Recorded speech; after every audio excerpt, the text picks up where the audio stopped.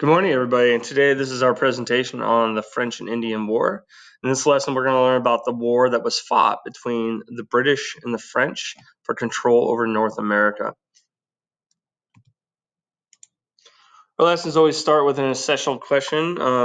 By the end of this, we want to be able to talk about and write about this question. How did the French and Indian War give Britain control over the northern and eastern parts of North America? So to start with, the French and Indian War was a war fought between the nations of France and Britain between 1754 and 1763. It lasted about 9 years. It was a really costly war. It was fought over land in North America, and both sides used Native American allies to help fight each other. So really, this was a struggle between two European powers fighting over colonies and lands in North America. If you guys remember back that there were three major nations that were kind of in North America carving up territory and land: the British, the French, and the Spanish. And each of these countries had formed colonies or these lands in North America where they were extracting raw resources, things like timber and fur, gold in Spain, and then growing products like sugar and tobacco and other things. So really, it was a competition between these nations. They're competing with each other for land, they're competing for resources, and they're competing for control over trade. One area, actually, let me go back here a moment. So the area that France and Britain are going to fight over is this territory here. You can see the Great Lakes region. Below it here is this huge river valley called the Ohio River Valley. And this is really the land that they are going to fight over in this French and Indian War. So Britain and France were in argument over the Ohio River Valley. You can see the Ohio River down here, but this valley here, um, it was a territory that's around what we call the Great Lakes, and their fight was over control of the fur trade. And it seems kind of silly to us, like why would they fight over fur? But the trading in fur or animal pelts and animal furs was an incredibly big business that made a lot of money, and so both nations were fighting over control of that trade. You can see here dotted on this map forts. And these different forts were built by either British or French military commanders in order to defend their territories. Um, so Native Americans were caught in the middle of this struggle.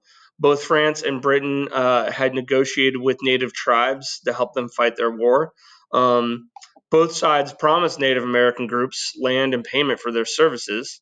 And this is a lot cheaper. It was a lot cheaper for these nations to kind of hire out natives to fight their war for them, as opposed to getting more troops to come over across the Atlantic. That was a lot more costly, right? To have ships full of soldiers cross the Atlantic, which took months, and then be deployed out into the wilderness was very expensive. So it was a lot cheaper for both sides to use Native Americans to fight their war for them.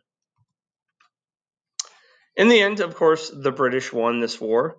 And when a war is won, both sides come together and they form a treaty. The terms or the agreements of how they should end the fighting.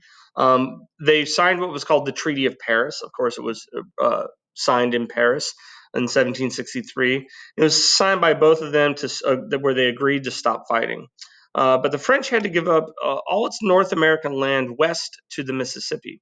So before the war ended, you can see here in the yellow is French territory. You can see here in the purple is the British territory. Here's that Ohio River.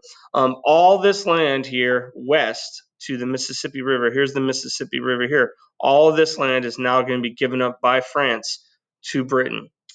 So they won all this new land. It really doubled the size of and gave control, doubled the size of Britain's kind of North American holdings.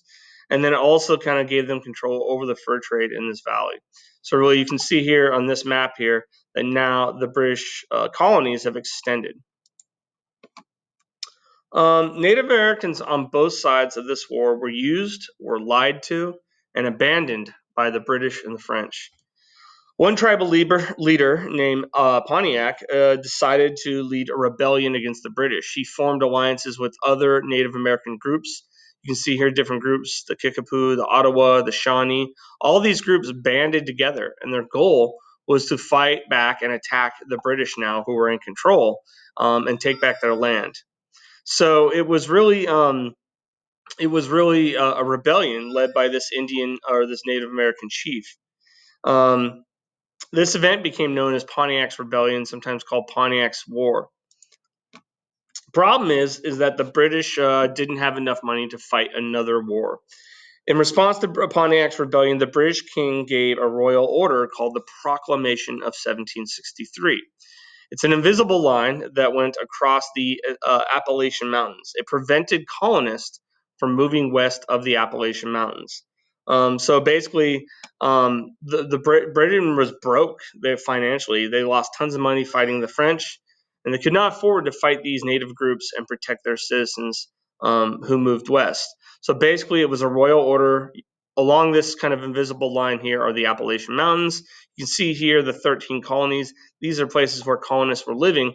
Colonists had expected and hoped to move into these new lands, form farms and businesses.